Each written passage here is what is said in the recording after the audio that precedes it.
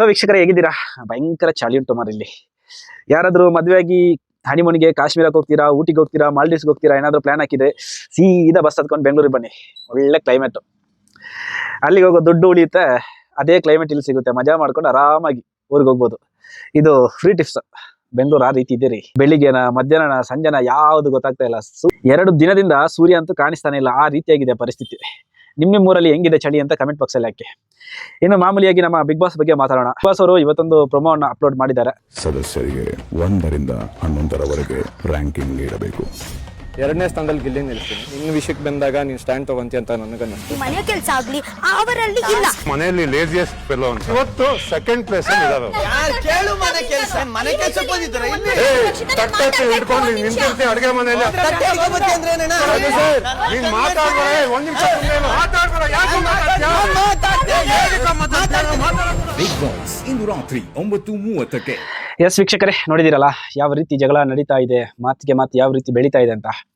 ಕಳೆದ ವಾರಕ್ಕೂ ಈ ವಾರಕ್ಕೂ ಡಿಫ್ರೆನ್ಸ್ ಏನಂತ ಗೊತ್ತಾಗ್ತಾ ಇದೆಯಲ್ಲ. ಈ 5 ಜನ ಗೆಸ್ಟ್ಗಳು ಬಂದು ಏನೆಲ್ಲ ಮನೆಯಲ್ಲಿ ಬದಲಾವಣೆ ಮಾಡಿ ಹೋಗ್ತಾ ಇದ್ದಾರೆ, ಅವರು ಬಂದಿರೋದು ಏನಕ್ಕೆ ಅನ್ನೋದೆಲ್ಲ ಇನ್ನು ಮುಂದಿನ ದಿನಗಳಲ್ಲಿ ನಮಗೆ ಗೊತ್ತಾಗ್ತಾ ಹೋಗುತ್ತೆ. ಯಾಕಂತ ಹೇಳಿದ್ರೆ ಬಿಗ್ ಬಾಸ್ ಏನು ಇನ್ಸ್ಟ್ರಕ್ಷನ್ ಕೊಟ್ಟಿದ್ದಾರೆ ಅಂತ ಹೇಳಿದ್ರೆ, ಇವಾಗ ಯಾರೆಲ್ಲ ಚೆನ್ನಾಗಿದ್ದಾರೆ, ಗಿಲ್ಲಿ ಜೊತೆ ಯಾರೆಲ್ಲ ಚೆನ್ನಾಗಿದ್ದಾರೆ, ಅವ್ರ ಬಾಂಡಿಂಗ್ ಹೇಗಿದೆ, ಅದನ್ನೆಲ್ಲ ಕಿತ್ತು ಬಿಸಾಕಿ ಅವರನ್ನ ಎದುರು ಬದ್ರು ನಿಲ್ಲಿಸಬೇಕು.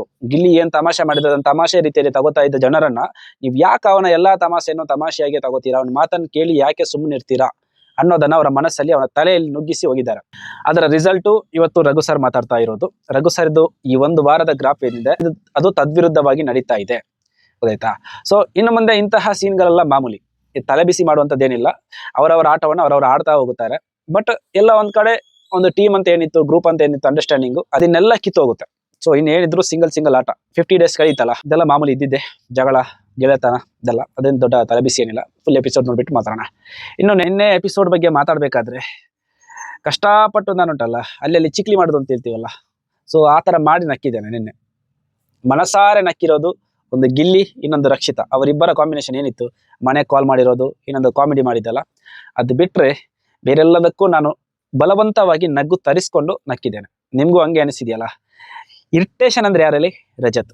ಎಲ್ಲಾ ವಿಚಾರದಲ್ಲೂ ಸಾರ್ ಏನ್ ಸಾರ್ ಬೇರೆ ಸಾರ, ಎಲ್ಲದರಲ್ಲೂ ಬಾಯ್ ಹಾಕೊಂಡು ಈ ಕಳೆದ ವಾರಲ್ಲಿ ಏನ್ ಎಂಜಾಯ್ಮೆಂಟ್ ಇತ್ತು ಅದೆಲ್ಲ ನಾಶವಾಗಿ ಹೋಗಿದ್ದು ನಿನ್ನೆ ರಜತಿಂದ. ಎಲ್ಲಾ ಕಡೆನೂ ಎಲ್ಲಾ ಕಡೆಯಲ್ಲೂ ಅವರ ಮಾತು. ಅವ್ರಿಗೆ ಬೇಡವಾಗಿರೋ ವಿಚಾರಕ್ಕೂ ಬಂದು ಮೂಗು ತೋರಿಸ್ಕೊಂಡು, ಅಯ್ಯೋ ನನ್ಗೂ ಸುದೀಪ್ ಸರ್ಗೂ ತುಂಬಾ ವರ್ಷದ ಪರಿಚಯ ಅನ್ನೋದನ್ನ ತೋರಿಸ್ಕೊಡ್ತಾ ಇದ್ರು. ನಗು ಬಾರದ ಕಡೆಯಲ್ಲೂ ಕೂಡ ನಗು ತರಿಸುವಂತಹ ಹುಸಿ ಪ್ರಯತ್ನವನ್ನ ಮಾಡಿ ಸೋಲ್ತಾ ಇದ್ರು. ಸೊ ಗಿಲ್ಲಿಯನ್ನ ಕಾಂಪಿಟೇಟ್ ಆಗಿ ತಗೊಂಡ್ರೆ ಏನೋ ಗೊತ್ತಿಲ್ಲ, ಪ್ರತಿ ಸಂಡೇನೂ ನಮ್ಗೆ ಖುಷಿ ಆಗ್ತಾ ಇದ್ದದ್ದು ಗಿಲ್ಲಿಯ ಪಂಚಿಂಗು, ಇಲ್ಲ ಗಿಲ್ಲಿದ್ದು ಕಾಮಿಡಿ. ಒಂಥರ ನಗು, ಅದು ಸಾಮಾನ್ಯವಾದ ಕಾಮಿಡಿ ಆಗಿತ್ತು. ನಮ್ಗೆ ಮನಸ್ಸಾರೆ ನಗು ಬರ್ತಾ ಇತ್ತು ನೋಡಿದ್ರೆ. ನೆನ್ನೆದು ಹೇಗಿತ್ತು ಅಂತ ಹೇಳಿದ್ರೆ, ರಜತ್ ನಗು ಬರೆಸ್ಲಿಕ್ಕೋಸ್ಕರನೇ ಒಂಥರ ಪ್ರಯತ್ನ ಪಡ್ತಾ ಇದ್ರು, ಅವರವರೇ ನಗ್ತಾ ಇದ್ರು, ಬಟ್ ಬೇರೆ ಯಾರು ನಗ್ತಾ ಇರ್ಲಿಲ್ಲ. ಬಟ್ ಕಾಮಿಡಿ ಅಂದ್ರೆ ಅದಲ್ಲ. ನಮ್ಮ ಕಾಮಿಡಿಗೆ ಇಡೀ ಮನೆ ಮಂದಿ ಸೇರಿದಂತೆ ವೀಕ್ಷಕರು ನಗಾಡ್ತಾರೆ ಅಂತ ಹೇಳಿದ್ರೆ ಅದು ಕಾಮಿಡಿ. ಅದ್ಬಿಟ್ಟು ನಾವು ಕಾಮಿಡಿ ಮಾಡಿಬಿಟ್ಟು ನಾವೇ ಸಾರ್ ಅಂತ ನಗಾಡಿದ್ರೆ ಅದು ಕಾಮಿಡಿ ಅಲ್ಲ. ಅದು ರಜತಿಗೆ ಗೊತ್ತಿಲ್ಲ ಅನ್ಸುತ್ತೆ. ಅವರ ಸೀಸನ್ ಅಲ್ಲಿ ಓಕೆ, ಯಾಕೆಂತ ಹೇಳಿದ್ರೆ ಅವರ ಸೀಸನ್ ಅಲ್ಲಿ ಆತರ ಸ್ಪಾಂಟೇನಿಯಸ್ ಆಗಿ ಪಂಚಿಕೊಡೋರು ಇರ್ಲಿಲ್ಲ. ಬಟ್ ಇಲ್ಲಿ ಗಿಲ್ಲಿ ಇರೋದ್ರಿಂದ ಅದೆಲ್ಲ ಯಾವ್ದು ಲೆಕ್ಕಕ್ಕೆ ಬರಲ್ಲ. ಯಾಕಂತ ಹೇಳಿದ್ರೆ ನಾವು ಗಿಲ್ಲಿದೇ ನೋಡ್ಕೊಂಡು ಬಂದಿರೋರು. ಎಡ್ರಲ್ಲಿ ಇನ್ಯಾರೋ ಬಂದ್ಬಿಟ್ಟು ಗಿಲ್ತಾರೆ ಅಂತ ಹೇಳಿದ್ರೆ ಅದಕ್ಕೆ ನಗು ಬರಲ್ಲ, ಗಿಲ್ಲಿಯ ಪಂಚಿಗೆನೆ ನಗು ಬರೋದು. ಸೊ ನಿನ್ನೆ ಎಪಿಸೋಡ್ ಅಲ್ಲಿ ಒಂಚೂರು ಕಾಮಿಡಿ ಅಂತ ಇದ್ದಿದ್ದು ಒಂದು ರಕ್ಷಿತಾ ಶೆಟ್ಟಿ ಅವರ ಮಾತುಕತೆ, ಅವ್ರ ಮನೆಗೆ ಕಾಲ್ ಮಾಡಿರೋದು, ಇನ್ನೊಂದು ಈ ಡೈಲಾಗ್ ಹೇಳಿರೋದು, ಎರಡನೇದು ಗಿಲ್ಲಿ ಮನೆಗೆ ಕಾಲ್ ಮಾಡಿರೋದು, ಇನ್ನೊಂದು ಕಾಮಿಡಿಯನ್ ಹೇಳಿದ್ರಲ್ಲ, ಒಂದು ನಗಾಡ್ತಾ ಡೈಲಾಗ್ ಹೇಳಿರೋದು, ಇನ್ನೊಂದು ಅಲ್ತಾ ಡೈಲಾಗ್ ಹೇಳಿರೋದು, ಅದು 2 ಕಾಮಿಡಿ ಆಗಿತ್ತು. ಸೊ ಇದೇ ಅಭಿಪ್ರಾಯ ನಿಮ್ಗಿದೆ ಅಂತ ನಾನು ಅನ್ಕೋತೀನಿ. ಇದ್ರೆ ಕಮೆಂಟ್ ಮಾಡಿ. ಇನ್ನು ಮುಖ್ಯವಾಗಿ ನನ್ಗೆ ಮಾತಾಡ್ಬೇಕಾಗಿರೋ ವಿಚಾರ, ಬಟ್ ಅದು ನಿನ್ನೆ ಆ ಲೈನಲ್ಲಿ ಪಾಸ್ ಆಗೋಯ್ತು. ಯಾರು ಆ ಒಂದು ಡೈಲಾಗ್ ಅನ್ನ ಎತ್ತಿ ಹಿಡಿಲಿಲ್ಲ. ಎಕ್ಸ್ಪೆಷಲಿ ಡೈಲಾಗ್ ಅನ್ನ ಎತ್ತಿ ಹಿಡಿಬೇಕಾಗಿದ್ದ ಕಿಚ್ಚ ಸುದೀಪ್ ಅವರು ಕೂಡ ಅದನ್ನ ಫನ್ ಆಗಿ ತಗೊಂಡೋದ್ರು. ಮೇ ಬಿ ಸಂಡೇ ಅಲ್ವಾ, ಸೊ ಅದು ದೊಡ್ಡ ವಿಚಾರ ಮಾಡೋದು ಬೇಡ ಅಂತ. ಬಟ್ ನಾವು ಹಂಗೆಲ್ಲ ಬಿಡಕ್ಕಾಗಲ್ಲ. ನಾವಂತ ಸೂಕ್ಷ್ಮ ವಿಚಾರವನ್ನೇ ಎತ್ತಿ ಹಿಡಿಬೇಕಾದವರು. ಯಾಕೆಂತ ಹೇಳಿದ್ರೆ 50 ದಿನಾನು ಒಬ್ರು ಬಾಲ ಇಟ್ಕೊಂಡು ಬಂದಿದ್ದೀವಿ ನಾವು. 50 ದಿನದ ನಂತರ ನಮ್ಗೆ ಆ ಬಾಲ ಬೇಕಾಗಿಲ್ಲ ಅಂತ ಹೇಳುವಾಗ ಬಾಲ ಬಿಟ್ಬಿಡೋದು ಬೇರೆ ವಿಚಾರ. ಇಲ್ಲ ಬಾಲಕ್ಕೆ ಏನಾದ್ರು ತೊಂದರೆ ಮಾಡೋದು, ಗಿಲ್ಲೋದೆಲ್ಲ ಇದೆಯಲ್ಲ, ಅದನ್ನ ಮಾಡಿದ್ರೆ ನಾವು ಒಂಚೂರು ಎಚ್ಚರಾಗಿರ್ಬೇಕು. ನಾನು ಯಾರ ಬಗ್ಗೆ ಮಾತಾಡ್ತಾ ಇದ್ದೀನಿ ಗೊತ್ತಲ್ವಾ? ಕಾವು ಕಾವು ಕಾವು ಕಾವು. ಮೊನ್ನೆ ದಿನ ಗಿಲ್ಲಿಗೆ ಪರವಾಗಿ ನಿಂತರು, ಅದನ್ನು ನಾವು ಹೇಳಿದ್ದೀವಿ. ನಿನ್ನೆ ದಿನ ಒಂದು ಡೈಲಾಗ್ ಹೇಳಿದ್ದಾರೆ. ಯಾವುದು? ಅವ್ರು ಕಾಲಲ್ಲಿ ಮಾತಾಡ್ತಾ ಇರುವಾಗ, ಅಮ್ಮ ಇವರು ಗಿಲ್ಲಿ ಹೆಣ್ಮಕ್ಳ ನಡುವಲ್ಲಿ ಬೆಳೆದಿಲ್ವಾ, ಲೈನ್ ಕ್ರಾಸ್ ಮಾಡ್ತಾ ಇದ್ದಾರೆ. ಹೌದಮ್ಮ, ಅವನು ಹೆಣ್ಮಕ್ಳ ನಡುವಲ್ಲಿ ಬೆಳೆದಿಲ್ಲ. ಅದಕ್ಕೆ ನೀವು ಡೌನ್ ಆಗಿದ್ರಲ್ಲ ಸ್ಟಾರ್ಟಿಂಗಿನ ದಿನದಲ್ಲಿ, ಅವಾಗ ಬಂದು ಏನಾಯ್ತು ಕಾವ್ಯ, ಏನಾದ್ರೂ ಬೈದ್ರಾ, ಯಾರಾದ್ರೂ ಬೈದ್ರಾ ಅಂತ ನಿಮ್ಮ ಜೊತೆ ನಿಂತು ಸಪೋರ್ಟ್ ಮಾಡಿತ್ತು. ಅಶ್ವಿನಿ ಮೇಡಮ್ ಅವರು ನಿಮ್ಮನ್ನ ಫ್ರೀ ಪ್ರಾಡಕ್ಟು ಅದು ಇದು ಅಂತಲ್ಲ ಹೀಗಳಿಯುವಾಗ ನಿಮ್ಮ ಜೊತೆಗೆ ನಿಂತರವರು ಪಂಚ್ ಕೊಟ್ಟು ನಿಮ್ಮನ್ನ ಪರವಾಗಿ ನಿಂತ್ರಲ್ಲ, ಅದು ಆಗ್ಬೇಕಾಗಿದ್ದೆ. ನೀವು ಈ ತರ ಹೇಳ್ಬೇಕಾಗಿರುತ್ತೆ. ನಿಮ್ಮಿಬ್ಬರನ್ನ ಸ್ವಿಮ್ಮಿಂಗ್ ಪೂಲ್ಗೆ ಹಾಕ್ತಾರೆ ಅಸುರ ಟಾಸ್ಕ್ ಅಲ್ಲಿ. ಅವಾಗ ನೀರೊಳಗಡೆ ನೀವು ಧುಮುಕಿದಾಗ ನೀವು ನೀರು ಕುಡಿತೀರಾ. ಆಗ ಬಂದು ಅವ್ನು ಎತ್ತಿದ್ನಲ್ಲ, ನಿಮ್ಗೆ ಏನ್ ಆಗ್ಬಾರ್ದು ಅಂತ ಎತ್ತಿದ್ನಲ್ಲ. ಸೊ ಅವನಿಗೆ ನೀವು ಈ ತರದ ಕ್ವಶನ್ ಅನ್ನ ಕೇಳಲೇಬೇಕು. ಹೆಣ್ಮಕ್ಳ ನಡುವಲ್ಲಿ ಬೆಳೆದಿಲ್ವಾ ಅಂತ. ಎಲ್ಲೂ ಕೂಡ ಅವನು ಕಾಮಿಡಿ ಮಾಡುವಾಗ ಯಾರನ್ನ ಬೇಕಾದ್ರೂ ಕೆಳಗಡೆ ಇಟ್ಟು ಏನ್ ಬೇಕಾದ್ರೂ ಮಾಡಿದಾನೆ. ಆದ್ರೆ ನಿಮ್ಮನ್ನ ಯಾವತ್ತೂ ಕೆಳಗಡೆ ಇಟ್ಟು ಇಲ್ಲ ಯಾರ ಮುಂದೆನೂ ಬಿಟ್ಟು ಕೊಡದೆ ನಿಮ್ಮ ಜೊತೆಗೆ ನಿಂತ್ರಲ್ಲ, ಅವರಿಗೆ ನೀವು ಈ ಪ್ರಶ್ನೆಯನ್ನ ಕೇಳಲೇಬೇಕು. ಏನಲ್ಲಿ ಹೆಣ್ಮಕ್ಳ ನಡುವಲ್ಲಿ ಬೆಳೆದಿಲ್ವಾ ಅಂತ. ಏನೇ ತಮಾಷೆ ಬಂದ್ರು, ಏನೇ ಕಷ್ಟ ಬಂದ್ರು, ಏನೇ ಟಾಸ್ಕ್ ಅಲ್ಲಿ ನೀವು ಸೋತ್ರು ಕೂಡ ನೀವು ಡೌನ್ ಆಗಿರುವಾಗ ಬಂದು ಇಲ್ಲ ಕಾವು ನೀನ್ ಚೆನ್ನಾಗಿ ಆಡಿದ್ಯಾ, ನೀನ್ ಚೆನ್ನಾಗಿ ಆಡ್ತಾ ಇದ್ಯಾ ಅಂತ ನಿಮ್ಗೆ ಏನು ಹುರಿದುಂಬಿಸಿದ್ರಲ್ಲ, ಅವರಿಗೆ ನೀವು ಕೇಳಬೇಕು. ಎರಡನೇದು, ಮಹಿಳಾ ಕ್ಯಾಪ್ಟನ್ ಯಾರಾದ್ರೂ ಪರವಾಗಿಲ್ಲ, ಪ್ರಪ್ರಥಮ ಕ್ಯಾಪ್ಟನ್ ನೀವೇ ಆಗ್ಬೇಕು ಅಂತ ಆಸೆ ಪಡ್ತಾ ಇದಾರಲ್ಲ, ಅವ್ರ ಹತ್ರ ನೀವು ಕೇಳಬೇಕು, ನೀವು ಹೆಣ್ಮಕ್ಳ ನಡುವಲ್ಲಿ ಬೆಳೆದಿದ್ಯಾ ಇಲ್ವಾ ಅಂತ. ಗೊತ್ತಾಯ್ತಾ? ಮೊನ್ನೆ ಯಾವುದೋ ನಿಮ್ಮ ಸೀರೆ ನೋಟ್ರು, ಅವರು ನೀವೇನೋ ಬೇಜಾರು ಮಾಡ್ಕೊಂಡ್ರಿ ಸೀರೆ ಅಲ್ಲೆಲ್ಲೋ ಹಾಕಿರೋದಕ್ಕೆ ಅಂತ ಹೇಳಿ ಅವನ ಬಟ್ಟೆಯನ್ನು ತೊಳೆಯದ ಅದೇ ಗಿಲ್ಲಿ ನಿಮ್ಮ ಸೀರೆಯನ್ನು ತೊಳೆದು ಕೊಟ್ರಲ್ಲ, ಆ ಕೇರ್ ಇದೆಯಲ್ಲ. ಸೊ ಅವರಿಗೆ ನೀನು ಕೇಳಬೇಕು, ಹೆಣ್ಮಕ್ಳ ನಡುವಲ್ಲಿ ಬೆಳೆದಿದ್ಯಾ ಬೆಳೆದಿಲ್ವಾ ಅಂತ ಅಲ್ವಾ. ಪ್ರತಿ ಕ್ಯಾಪ್ಟನ್ಸಿ ಅವರ ಯಾವುದೇ ತಂಡ ಇದ್ರು ಓಕೆ ಕಾವು ನಮ್ಮ ಜೊತೆಗಿರ್ಬೇಕು, ಅವ್ರು ನಮ್ಮ ಗೆಳತಿ ಇಲ್ಲ, ಅವ್ರು ನಮ್ಮ ಫ್ರೆಂಡು ಅನ್ನೋ ಒಂದು ಕನ್ಸರ್ನ್ ಇಟ್ಕೊಂಡು ನಿಮಗೆ ಬೇಕಾದಾಗೆ ಇಷ್ಟೆಲ್ಲ ಟಾಸ್ಕ್ ಅನ್ನು ಆಡಿದಾರಲ್ಲ, ಅವ್ರ ಹತ್ರ ಕೇಳಲೇಬೇಕು, ನೀವು ಹೆಣ್ಮಕ್ಳ ನಡುವಲ್ಲಿ ಬೆಳೆದಿದ್ಯಾ ಬೆಳೆದಿಲ್ವಾ ಅಂತ. ಬಹುಶಃ ಬೇರೆ ಯಾರಿಗಾದ್ರೂ ಮಾತಾಡಿದ್ರು ಅವರು ಸಿಟ್ಟು ಮಾಡ್ಕೋತಾ ಇದ್ರೇನೋ, ಪಾಪ ನಮ್ಮ ಗಿಲ್ಲಿ. ಹೌದು, ನೀವು ಕೊಟ್ಟಿರೋದು ಕರೆಕ್ಟೇ, ಅವ್ರದ್ದು ದಪ್ಪ ಚರ್ಮ. ಏನೇಳಿ ಅವ್ರದ್ದು ದಪ್ಪ ಚರ್ಮನೆ. ನೀವೆಷ್ಟೇ ನೋವು ಕೊಟ್ಟರು, ನೀವೆಷ್ಟೇ ಅವಮಾನ ಮಾಡಿದ್ರು, ನೀವೆಷ್ಟೇ ಕೆಳಗಡೆ ಇಟ್ಟರು, ಅದನ್ನೆಲ್ಲ ಕ್ಷಣ ಮಾತ್ರದಲ್ಲಿ ಮರೆತು ಮೊದಲನೇ ತರ ಆಗ್ತಾರಲ್ಲ, ಅವ್ರದ್ದು ದಪ್ಪ ಚರ್ಮ.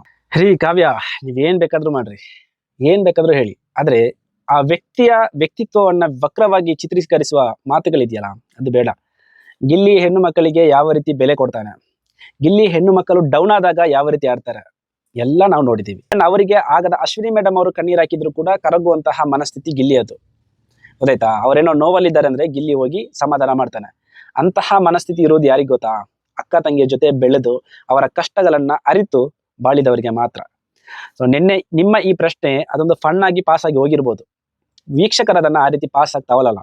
ಯಾಕೆಂದ್ರೆ ಕಾವ್ಯ ಅನ್ನೋದು ನಿಜವಾಗ್ಲೂ ಯಾರಿಗೂ ಗೊತ್ತಿರಲಿಲ್ಲ. ಗಿಲ್ಲಿಯ ಜೊತೆ ನೀವೇನಾದ್ರೂ ಜಂಟಿ ಆಗ್ತಿರ್ಲಿಲ್ಲ ಅಂತ ಹೇಳಿದ್ರೆ, ಕಾವ್ಯ ನೀವು ಕೋತಲ್ವಾಡಿ ಮೂವಿ ಮಾಡಿದ್ರು ಅಷ್ಟೇ, ನೀವು ಯಾರಿಗೂ ಗೊತ್ತೇ ಇರಲಿಲ್ಲ. ಯಾವಾಗ ನೀವು ಗಿಲ್ಲಿಗೆ ಜೊತೆಯಾಗಿ ನಿಂತ್ರ ಅವಾಗಷ್ಟೇ ಕಾವ್ಯ ಅನ್ನೋದು ಜನರ ಮನಸ್ಸಿಗೆ ಬಂದಿತ್ತು. ನಾನು ಇವಾಗ ನಿಮ್ಗೇನೋ ನಾನು 50 ದಿನ ಪಾಸ್ ಆದ್ರೂ ಸೇವ್ ಆಗ್ತಾ ಇದ್ದೀನಿ, ನಾಮಿನೇಟಲ್ಲಿಂದ ಹೊರಗಡೆ ಬರ್ತಾ ಇದ್ದೀನಿ, ಸೊ ನಾನೇನೋ ದೊಡ್ಡದಾಗಿ ಸಾಧನೆ ಮಾಡ್ತಾ ಇದ್ದೀನಿ ಅನ್ನೋದು ತಲೆಯಲ್ಲಿ ಕೂತಿರ್ಬೋದು, ಇಲ್ಲ ಗೆಸ್ಟ್ಗಳು ಬಂದು ತುಂಬಿರ್ಬೋದು. ಅದು ಕೆಳಗಡೆ ಇಳಿತೇರಿ.